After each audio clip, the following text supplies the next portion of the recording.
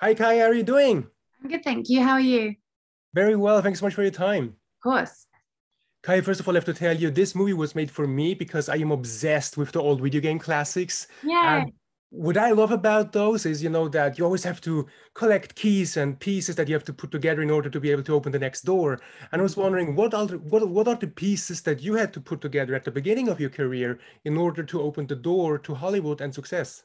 That's a great question. Oh, thank Um, you. uh, I think for me personally, the biggest key has always been staying grounded and kind of working really hard. I have a very strong work ethic. My mother was an immigrant, so she has that kind of very strong work ethic, and she worked all through my childhood, and I always found that very inspiring. So as an actor, I'm not the kind of artist that sits in the trailer for 3 hours. I want to be on set and I want to be making the movie and I want to be throwing myself into the physical stuff. I love stunts. I love testing myself. I love learning new skills. So that to me has been the key is to want to keep learning. Right.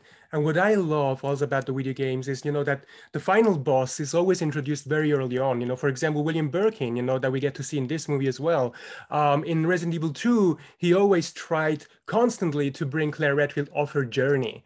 And I Mhm. was wondering, on a symbolic level, what would you say has been the final boss that you had to beat in your life just to make sure you can get rid of the one thing that is kind of holding you back from your journey? Mhm. Oh, I think it definitely changes with time, which is really interesting. In the last couple of years, it's been navigating travel and family and the world in that way. Um, Personally, for my career, I feel like it has been about asserting myself. It is finding the strength to speak up and to work with people that I really want to collaborate with and that take me seriously as well. And that's been quite difficult as a woman in the industry, but it's something that I'm really proud of now that I feel like I can handle myself just as well as anyone else. Right. And another iconic thing about the games, of course, which was, in the 90s, it was normal that you had to save the game yourself. And, of course, in Resident Evil, if you run out of ink ribbon, that's a really bad thing for you. And so if you don't have them, you have to risk to play a huge part of the game without actually having the chance to save the game. So I was wondering, what would you say has been the biggest risk you took so far in your life without actually having had the chance to save all of your previous achievements first? I think the biggest risk is definitely this career. I think, it's a job that I love, but only 1% of actors are ever working at any time. It's really, really difficult industry to break into. And so the biggest risk for me would be that I left school at 16 and I've been pursuing this career ever since without much of a backup. Wow. And I've been incredibly lucky that I've managed to make a career out of it, and I still get to do the thing I love and enjoy. But for a lot of actors, that isn't the case, and Exactly. it's very risky. Right. Kaya, my last question to you would be like, um, because again, I go back to the games again.